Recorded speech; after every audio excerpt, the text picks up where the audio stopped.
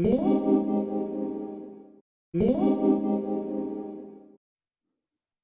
can everyone see that okay? Cool. Okay. So I always start with just saying I'm not a doctor. I have qualifications. I have a science degree and a specialist practitioner status in obesity and diabetes, and I am a qualified phlebotomist. But all this is just for information. It's not for medical assistance. But anyway, we can talk about fat-soluble vitamins, which are A, D, E, and K. And you'll see some things in brackets there, but we'll talk about that later. But firstly, I just want to just quickly recap on the difference between insoluble and soluble vitamins. So water-soluble vitamins are those that are dissolved in water, and they're really readily absorbed into tissues, pretty much for immediate use. And they're not stored in the body, pretty much. You need to replenish them through diet. Whereas fat-soluble vitamins are dissolved in fats, and they're absorbed by fat globules that travel through the small intestines and distributed throughout the body into the bloodstream. But the big kicker about this is, unlike the water-soluble vitamins, excess fat-soluble vitamins are stored in the liver and in the fatty adipose tissues for future use. And they're found most abundantly in high-fat foods, which is why people ask about this on this way of eating, because obviously they have a lot more of those vitamins going into their body. So there is a thing that people worry about, and that's toxicity. Because fat-soluble vitamins are not readily excreted and they are stored, they can accumulate to toxic levels if taken in excess. But that's normally when you're supplementing, not when you're eating a high-fat diet. It's very, very difficult to exceed the levels of vitamins you need and require and thrive on just eating high-fat diet. It does tend to be when people supplement, and they really supplement to crazy levels, absolutely crazy levels. So the fat-soluble vitamins are most abundant in high-fat foods like we're eating, and are much better absorbed into your bloodstream when you eat them with fat. So again, that's just going back to real foods, really. Real whole foods are the best things rather than supplements. Not knocking supplements. There is a time and a place for some supplements. So I'm going to quickly go through the 4 fat-soluble vitamins. We'll start with vitamin A. Might as well do it alphabetically, not because it's the most important one. And they're called retinoids. Most people have heard of retinol. And this is why vitamin A is really related to the retina, because vitamin A is very essential for vision, for instance. And some people talk about getting vitamin A from vegetables, but that's not really a true vitamin A. It's something that we have to convert to become vitamin A. So the things you find in vegetables are actually pro-vitamin A compounds that then we convert. So the conversion isn't particularly efficient. So if you're looking for vitamin A and you want it from food, the 2 most commonly quoted foods are vitamin A from liver and also from oily fish. So I've pictured salmon there, but it could be any oily fish, really. And vitamin A is essential for vision. That's the main thing that we talk about. The light sensing cells in your eyes and the formation of tear fluid is really important with vitamin A. Not talked about as much as the immune function. As you can see, there's references on every slide, and I will actually make a PDF of this and put it onto my website. So if you're deficient in vitamin A, then you can find yourself very susceptible to infections. Vitamin A is necessary for cell growth, so a deficiency may slow down or prevent growth, especially in children. And hair growth. So if you're looking for vital hair and you're worried about your hair not being as thick and lustrous as you would like, then it could be that you're not having enough vitamin A. And finally, reproductive function maintains fertility and is vital for fetal development. In fact, anything where there's growth involved, then you're looking at vitamin A. And this is a very fuzzy image taken off healthline.com.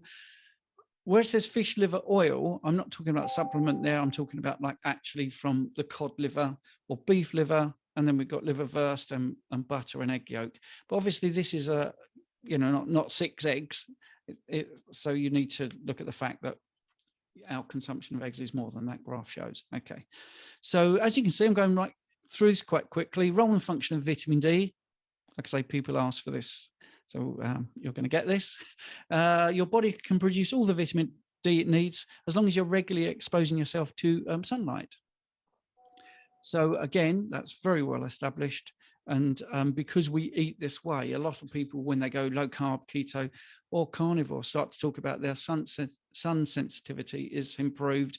I've stopped wearing sunglasses. I haven't worn sunglasses for a long, long time. Before I was 50, I would wear them all the time. And now I'm 57. I don't think I've worn them at least the last 3 years. And I don't burn ever. So I don't use sun cream. And that's how it works. Sunlight hits your skin, and it's vitamin D is manufactured. The sunlight is absorbed, and then it's actually manufactured in the liver and the kidneys. So I don't want to get too much into the sciencey bits of it. So it's an important thing to get out into the sun. I mean, if you can't do that, I live in the UK where the sun is, when it comes out, we take pictures of it and think it's a UFO. So we might need to supplement with vitamin D in the UK, but not in the summer months. And vitamin D regulates the circulating levels of calcium and phosphorus, which are the most important minerals for bone growth and maintenance. So it promotes this absorption. And the most well-known consequence of vitamin D deficiency include soft bones, weak muscles, and increased risk of bone fractures. Okay, so most people have heard of it in children as rickets, where they have like bow legs. My mum had rickets. She was born a long, long time ago. Lost her a long, long time ago. But yeah, when she was a child, she had rickets. But vitamin D is also a big part of your immune system regulation. It really does strengthen immune function. It's one of the best things to look at. You can supplement with vitamin D, like I say, if you want to boost your immune system. There are vitamin D receptors all throughout the immune system. So if you're deficient, then you can have poor immune function, and you have susceptibility to infections and even autoimmune diseases. And again, it's all referenced. So it's an important vitamin. So that's one you can get for nothing by going out into the sunlight. There are some food sources, but it's better to get it from sunlight if you can. And that's as much skin as you can possibly and legally let the sun hit. Then you should be fine. Even 30 minutes in the morning. It's not like you've got to be out in the sun all day. And there's vitamin D3 is the most effective thing for the body. You can get vitamin D2. Sadly, that's what some of the GPs in the UK offer when you're looking for supplementation. But vitamin D3 is better, easily converted. And then you come on to vitamin E. The role and function of vitamin E is mainly an antioxidant, which is all about the movement of electrons around atoms. And we won't get into that, but basically it prevents oxidative stress. It's all to do with electrons being shared and then making cell membranes more robust, really. So vitamin E is a family of 8 structurally similar antioxidants, and they're divided into 2 groups. And you've got things called tocopherols and tocotrienols. And these, when you look at a tub, a supplement container there will tell you that this is tocopherols, you see, and this one here, this bottom one, has tocopherols and tocotrienols, which are just different compounds. But it does seem to be that the tocotrienols are actually the ones that are effective for being an antioxidant. But it's more expensive to get those. So you need to look, if you are supplementing, although I think you should get it from food where you will get the full complex. If you are supplementing, do look at what sort of vitamin E you're getting. But food sources are the best place to go because you get the whole complex. You get salmon, lobster, cod, shrimp, prawns, liver, meat, basically, octopus, fish roe, goose fat, trout, snails. So maybe, that's why the French, they eat snails. Maybe that's one of the reasons that they were healthy.